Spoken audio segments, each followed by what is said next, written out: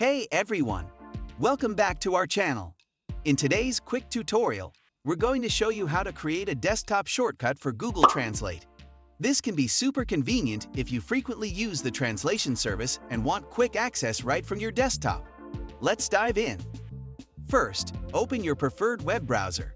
You can use Chrome, Firefox, Safari, or any other browser you have installed on your computer. You can type translate.google.com in search bar, or simply go to Google Apps.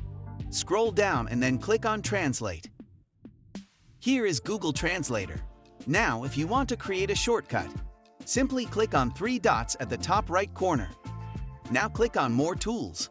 Here click on Create Shortcut. Click on Create. There you go, the shortcut has been created. Congratulations! You've successfully created a desktop shortcut for Google Translate. Now, whenever you need quick access to translation services, simply double-click on your new shortcut. And there you have it, a simple way to create a Google Translate desktop shortcut. If you found this tutorial helpful, please give it a thumbs up, subscribe for more tech tips, and hit the notification bell to stay updated.